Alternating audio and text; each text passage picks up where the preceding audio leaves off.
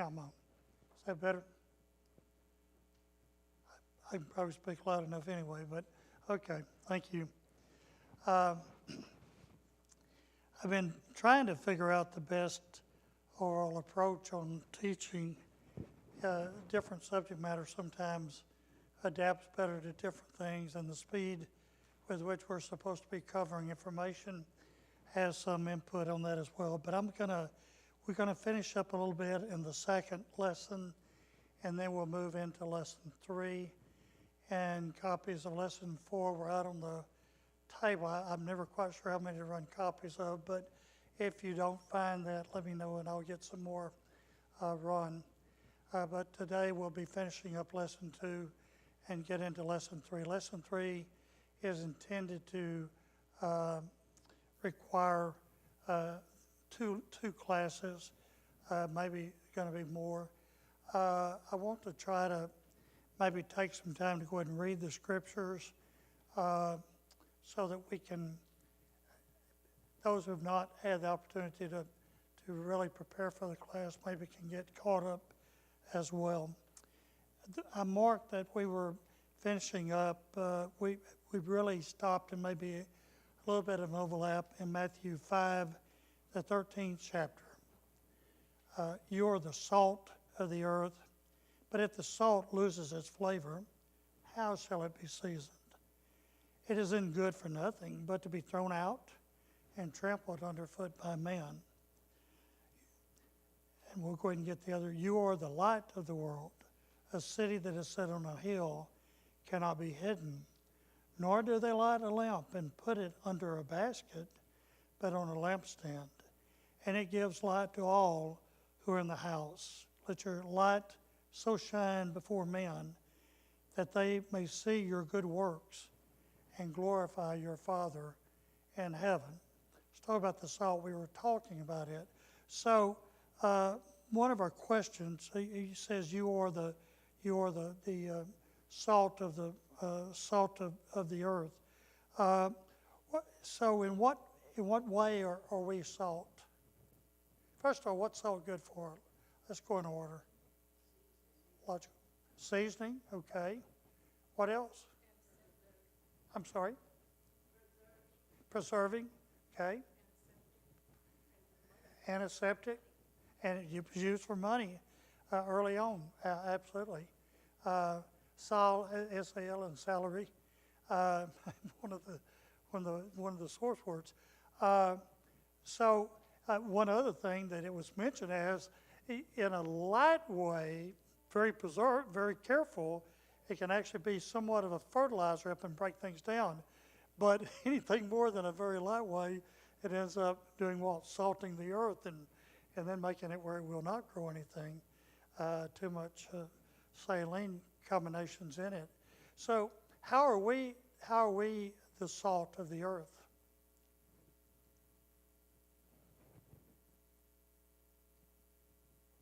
I guess I'd cover that, didn't I? Whoop. All right, they're together. Okay. How are we the salt of the earth? All right. We influence, don't we? Okay. We in the world, think about how wicked the world is today. And believe it or not, it could be more wicked without Christians in it. Maybe we don't have as much influence and impact as we'd like. But more than once, I've heard somebody comment about appreciation for people that don't curse, don't hate, don't care about others, and try to help others, and have a kindly and a loving attitude. That's salt. That's salt working in the earth.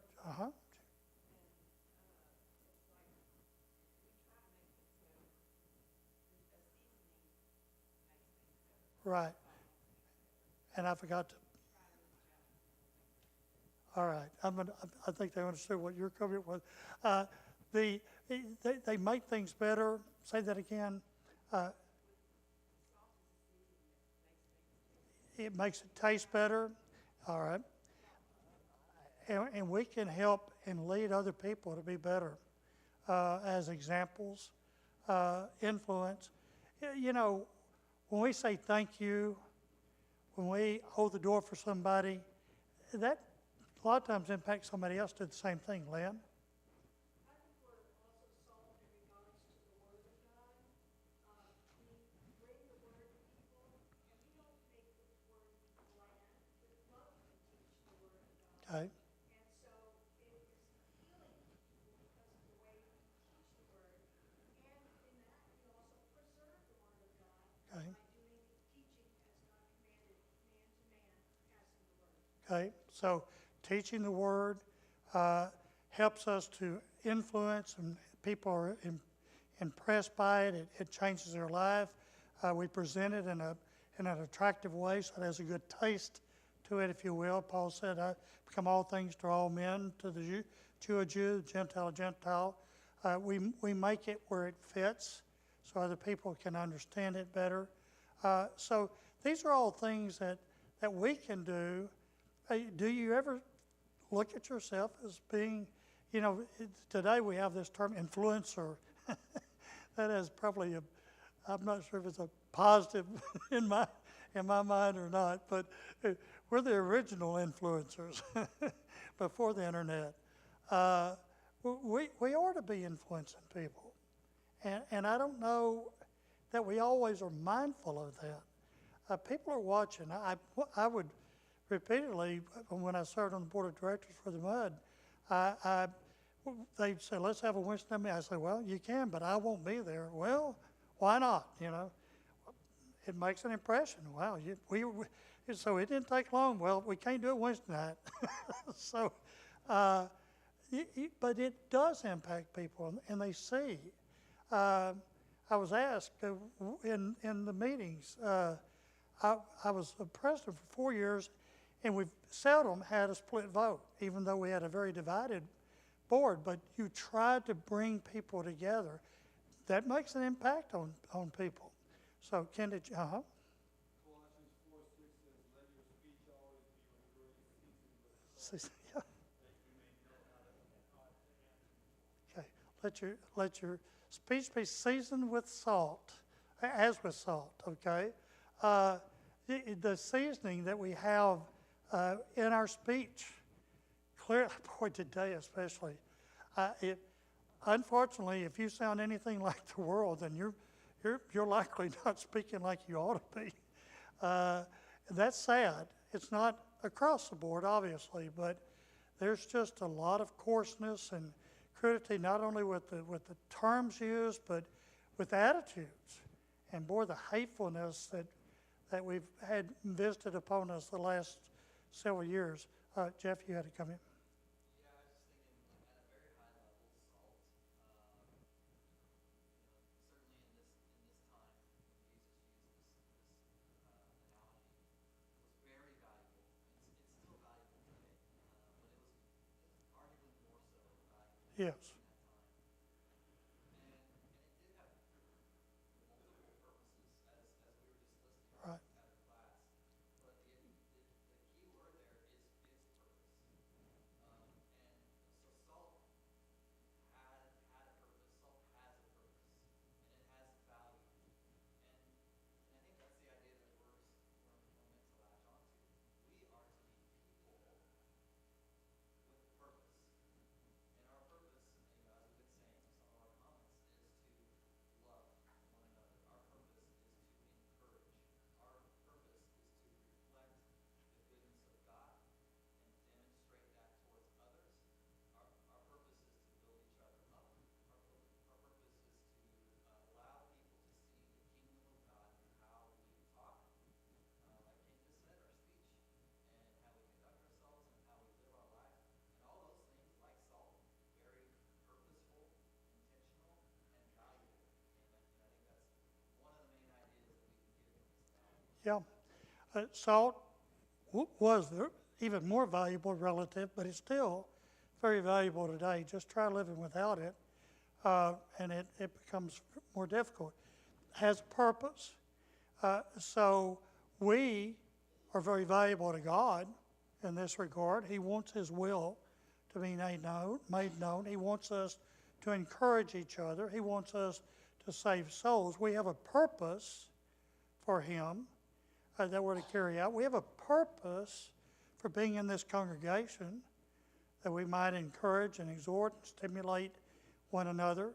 So just as the salt is valuable and has a purpose, we likewise are valuable. Now, are some of us more valuable than others? No. No, we know that's not the case. God loves us all equally, and that puts us all, that's above any other consideration, so that makes us equal. But each has a purpose too. Sometimes we forget that. Sometimes people kind of shrink back and kind of disappear at times. And we don't want to be that. We want to be doing what God has set forth for us to be doing. All right. So I just put some things here. The purification, the medicinal, the preservation, the seasoning, and some of the references that we've got within the Bible as well. So I think we pretty much have covered all the things. The medicinal was pretty interesting.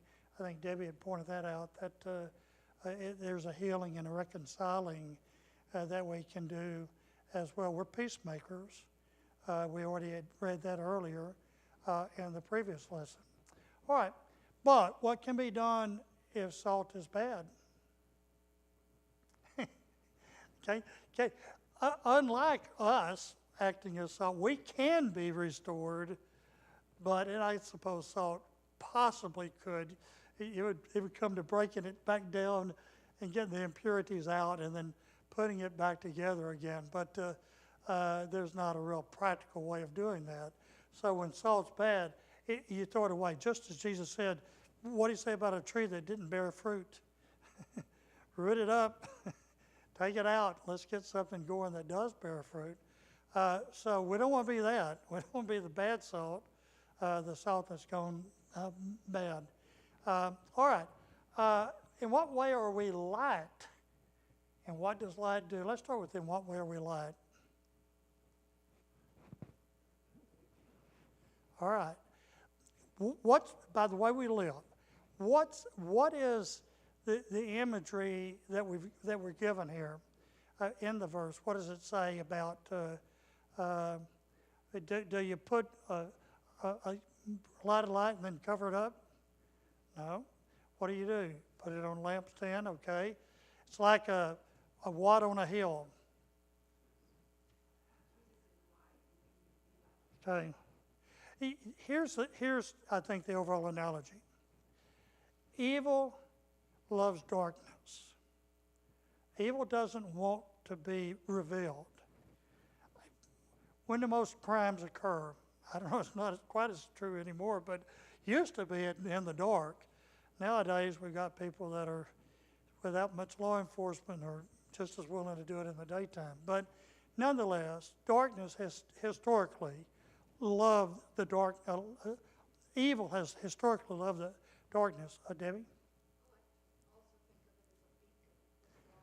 All right.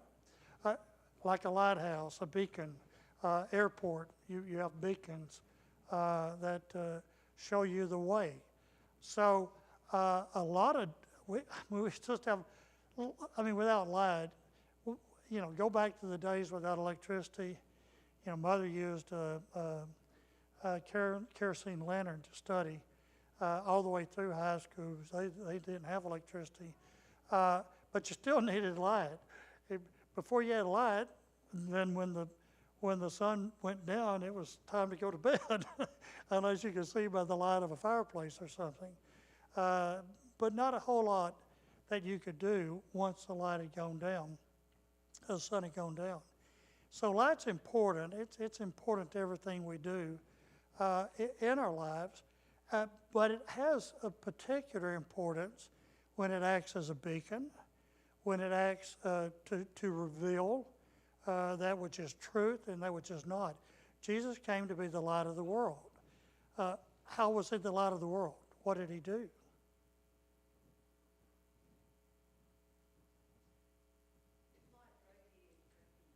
I'm sorry? Yes, it radiates from him. What else radiates from him? Truth? Okay. He's the way, He is the way, all right?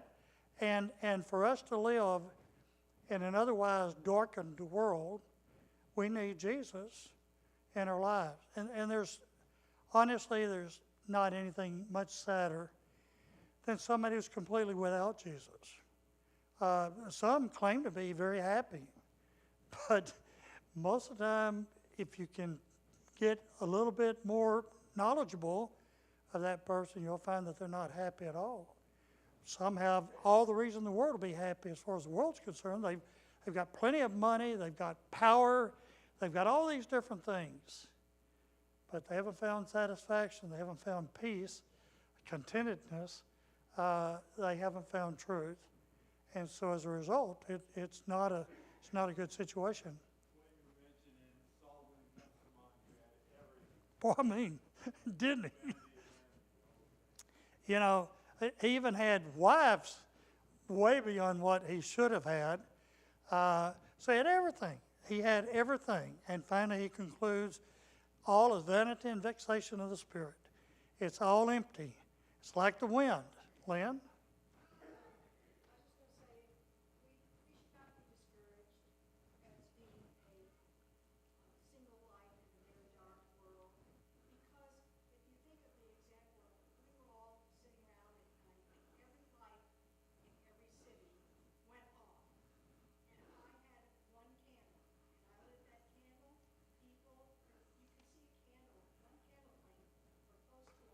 Pretty close. Oh, is it that far?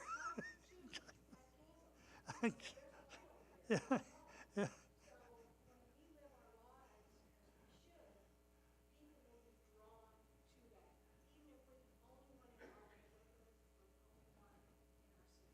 Well, Lynn makes a point that even if we're a single light, and I hadn't heard, I knew it was a long way, the light from a candlestick can be seen almost a mile away in darkness, in pitch darkness.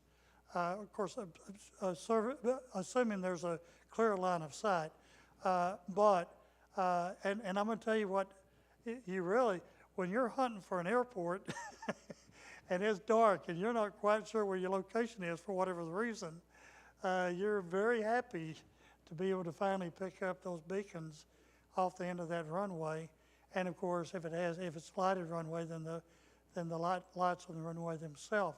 The ships always were, they were looking for that, much stronger than a candle, but still not that much light from a lighthouse to keep them from running ashore. So we need to not be depressed or feeling like it's just we're all by ourselves and what can we do? Because a single light makes a lot of difference. And sometimes there are other lights out there as well that we don't know that are combining to give light to individuals, that they may have different lights in their life that are having differing impacts upon them. So when you talk about the darkness, I saw a picture of Spain when they had the full electrical, and they had Europe and then Spain, and it was a black mass. I mean, it was, so they had a total loss of electricity, and that was pretty impressive. If you get up flying at night, you can really see the cities and round about. But just imagine that snuffed out. All right, good comments. So I think we touched on what it does, and is it used figuratively? I got ahead of myself. Yes, it is. And we had its illumination for guidance, revelation. It exposes the truth. It exposes righteousness and evil, for that matter. It reflects God's presence. Is there darkness in God's presence?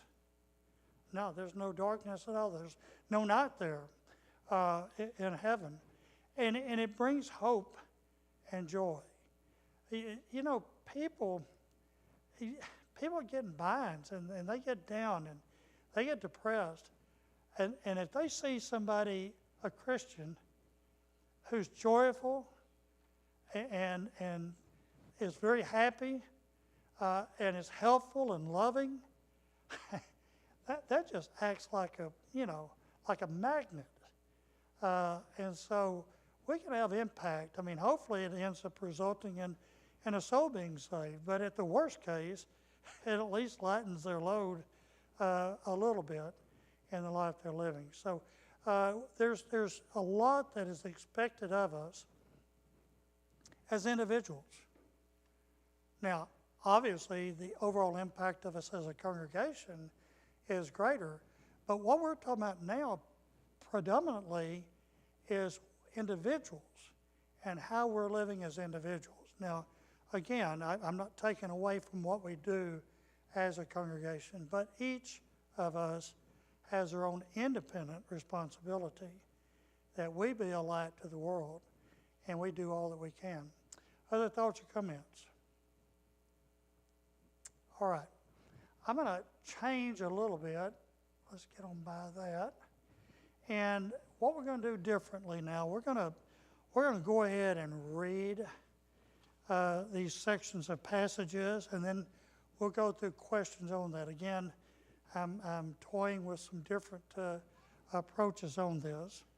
In the 17th chapter, and reading to verse 20, do not think that I came to destroy the law or the prophets. I did not come to destroy, but to fulfill. For assuredly I say to you, till heaven and earth pass away, one jot or one tittle will not by no means pass from the law till all is fulfilled. Whoever therefore breaks one of the least of these commandments and teaches men so shall be called least in the kingdom of heaven. But whoever does and teaches them, he shall be called great in the kingdom of heaven. For I say to you that unless your righteousness exceeds the righteousness of the scribes and Pharisees, you will by no means enter the kingdom of heaven. So an interesting context that we've moved into, and now we've moved from the Beatitudes early, and now we're coming on continuing in this incredible sermon, which is pretty much Jesus' first major sermon that's recorded. So what do you suppose Jesus begins this section this way? And I better get caught up with myself. Why does Jesus begin this section this way? We're moving into the law of the kingdom, by the way. Excuse me, I should have introduced the lesson. What's he doing? Let's go back for a minute. All right. Whoop. Let's go back the other way. Well,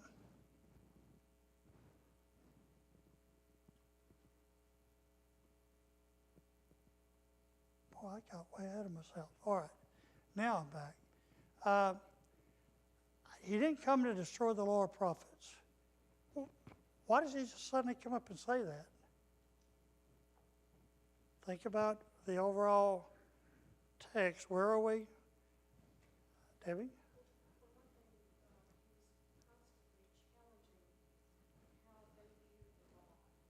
Okay.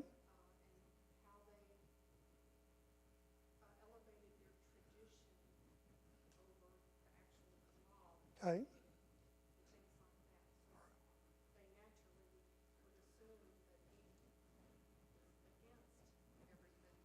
Right. And what's he about to start doing? He hasn't got there yet, but he's about to start doing. What's he about to start teaching? All right. He's going to teach what the law really is, but beyond that, what's he going to teach? It's going to be a new law. Okay? That does not make the Jewish people God's chosen people. They remain God's chosen people, but not in the sense of being the only chosen people. Lynn? I think he's trying to teach that although he is fighting against their human traditions, that God is still the same as he always has been, Okay. and that he will continue to be the same. It's just there's now going to be a fulfillment of that law, and therefore they can be instructed further because their Savior has now come. All right. So he's coming to fulfill, but also he's not doing away with it. He's following it. It's a continuation. the same continuation that God had intended from the beginning. Okay, Jeff? Yeah, just to build off of that, the scribes and the Pharisees in particular had made the law itself the object of worship. They had lost the intent that was always there, and the intent God had with the law and his people was for them to give their hearts to God, not to be law keepers for the sake of the law. And Jesus is going to connect with the new commandment the law without abolishing it, but rather upholding it with the purpose that God always had from the law, which was to transform our hearts and to serve God from our heart. And God was never not clear about that. I mean, going back to Deuteronomy, going back to Leviticus, we can see what God wanted was he wanted their hearts. But they lost sight of that and made it all about the law itself. Jesus is just connecting the dots with them and making it work. They had made it all about the law itself. They went very meticulously down point by point and even enlarged upon what the law actually had taught and took it further. Questions about the Sabbath day, for instance, where Jesus was questioning other things. And yet they didn't really understand God's overall purpose, and instead were so focused on being rigidly obeying that law. Leonard, did I see you have your hand up? Did he have his? Okay. All right. I was going to make a comment on that. Alfred Edersheim, Life and Times of Jesus the Messiah, I believe in that one, said, and I don't remember the particulars, but I may not have it perfectly. The Mishnah consists of the law, but also the teachings of the scribes and the wise among them. What do they call their? Went totally blank. They're leaders, teachers.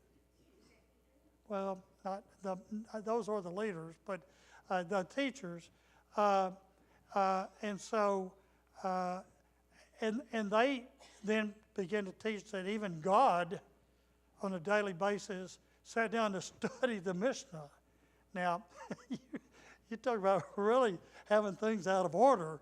I don't know what time frame that was. I need to go back and look. But they became quite proud of the ceremony, the traditions, the recordation. Everything was big, big, big about the law in their mind because it promised that they were God's people, and it promised, and they had fallen away before.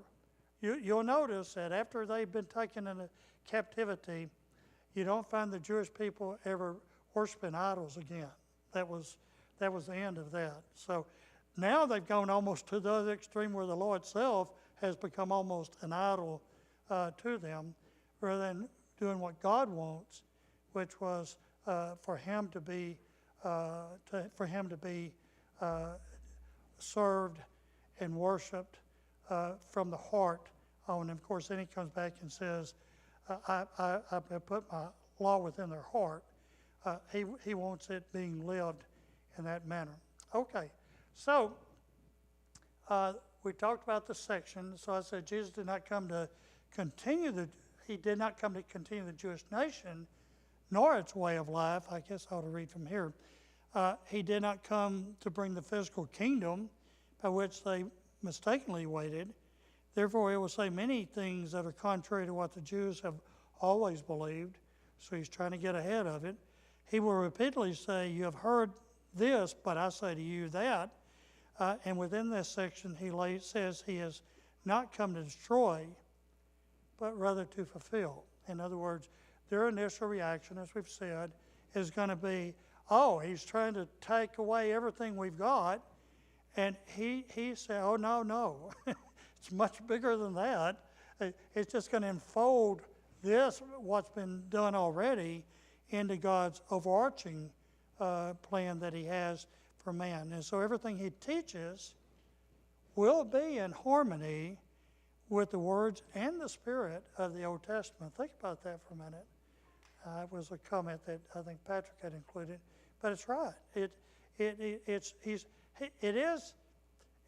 countercultural. We talked about that last, in a way, all right, but it's countercultural to what the Jews had perceived, not to what God had always planned from the beginning. Okay, other thoughts or comments on that? All right, how has the law been fulfilled? And if so, when did that occur? It's almost a trick question, isn't it?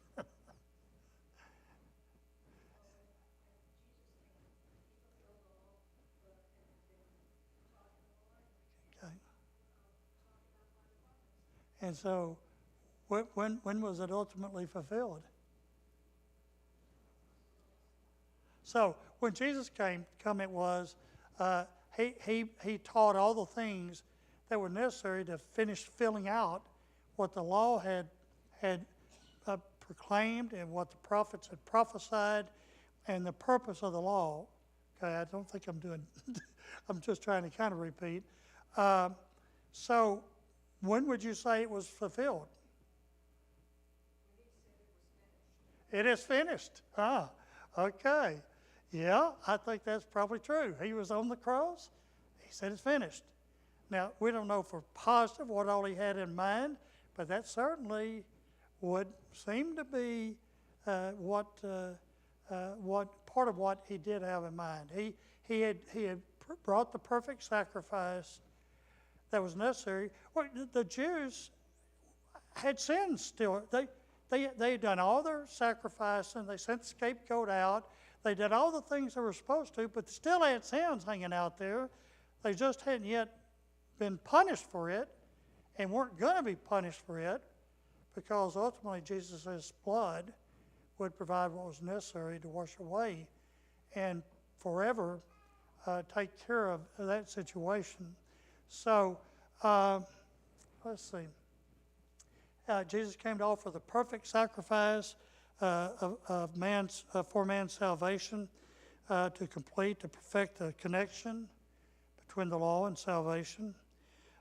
In order to lead men to salvation, he established the new covenant we talked about. The necessity of the law ended when Christ died upon the cross, then fulfilling the law.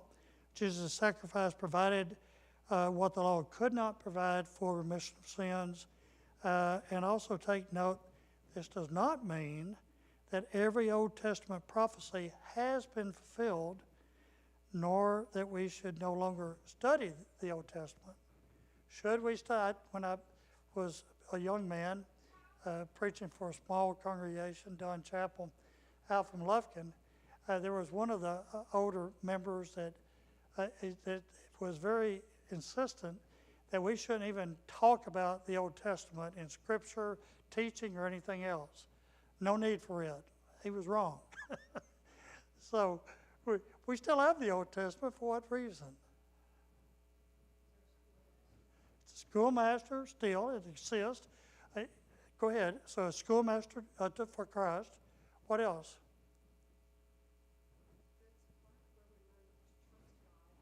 Okay.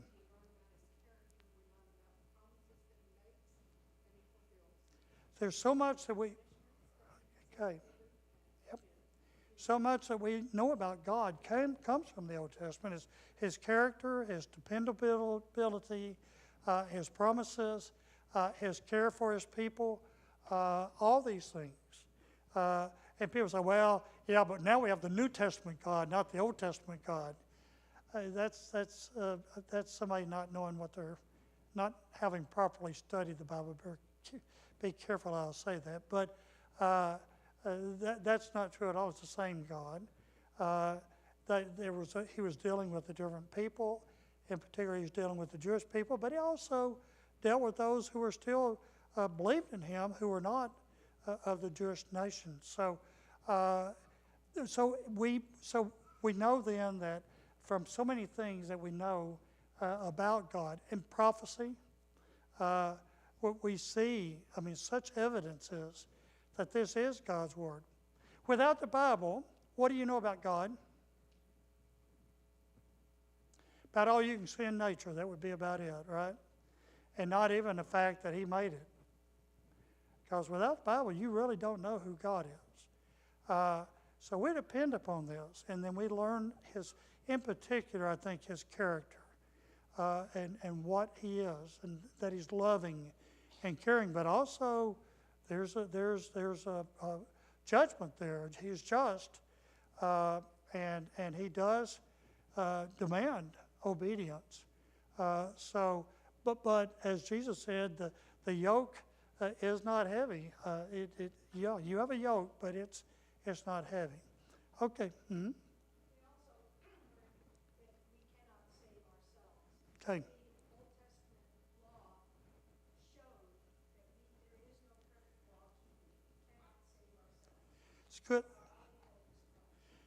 That's a real good point. We have firsthand knowledge that no human can keep God's law perfectly. Therefore, well, that's really your only way to heaven on your own. And you have to be perfect, and no man is perfect. And in fact, we're all very far away from being perfect. I wouldn't even say many of us are even real close. So that is and that's a major point to understand. Therefore, there's no hope without Jesus and without God's provision and his grace that he will forgive us. All right, anything else? Kim? John said, if you believe Moses, you would have believed me, for he wrote about me. But if you do not believe his writings, how will you believe mine? That's right.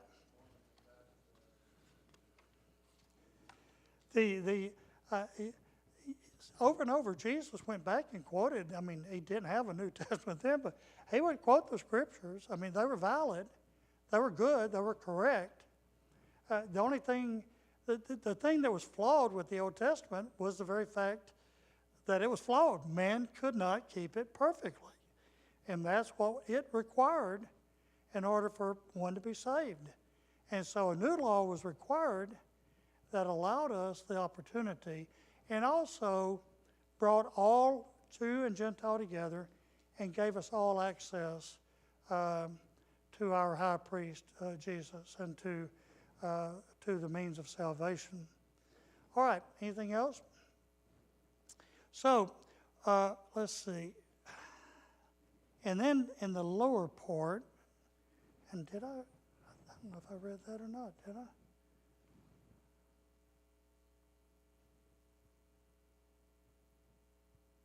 Yeah, verse 20. For I say to you that unless your righteousness exceeds the righteousness of the scribes and Pharisees, you will by no means enter the kingdom of heaven.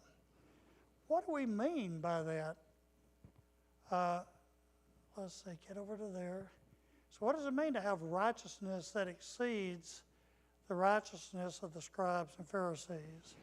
We have to one-up them in that game of exactly how you keep things and whatever? No. They were in their mind. But in terms of, so what do we mean by righteousness? Being right with God. Okay. Perfectly? We can't be perfectly. But committed to being righteous, yes, we can be. And so that follows his commandments, and we seek to carry out his law. And we do it in our heart. And that's the primary problem that the Pharisees had. And Paul goes on to say about the Jews, they have a zeal, but not according to knowledge. Even throughout the history of the Jewish nation, and even to this time, there was still a complete lack of understanding what God wanted. What did he say about the blood of bulls and goats? He said, I do not desire the blood of... Well, he does. He insisted on sacrifices, right? I mean, that's what the Jews would say, but what do you mean? But what I do desire is what? Obedience. Okay? he was seeing what was carried out. We're talking about them not being very righteous. You had judges who were very wicked throughout the land. You had the rich who were totally not concerned whatsoever about the poor. You had widows and orphans that were hungry. You had such abuses that those people could not consider themselves to be righteous. They could go through and just hit all the points, mark them off, but it still wouldn't help. Huh?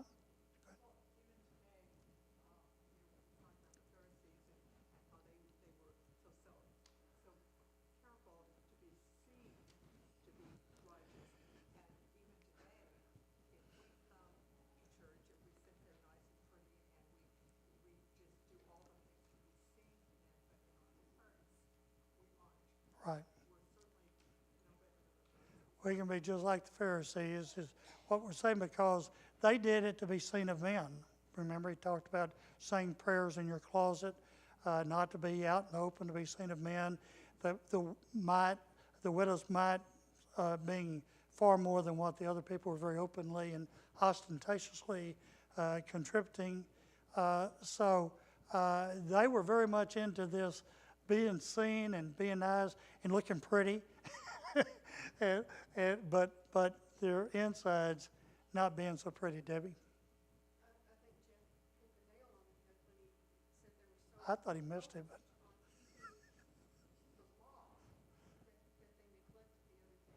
okay.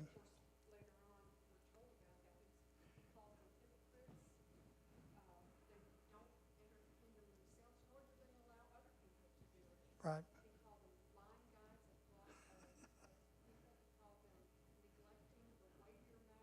Of the law, right?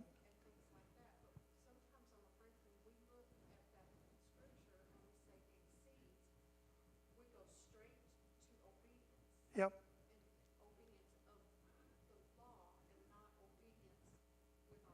With our heart.